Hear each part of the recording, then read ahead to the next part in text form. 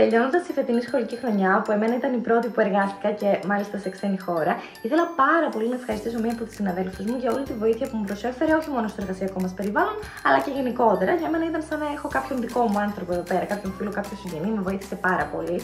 Και έτσι αποφάσισα να της κάνω δώρο τα σχολικά για το παιδάκι της για τη χρονιά που έρχεται. Οπότε, χωρίς δεύτερη σκέψη, μπήκα στο Max Stores και αγόρασα ένα ολοκληρωμένο σετ με τσάντα, κασετίνα, παγούρι και πάρα πολλά άλλα.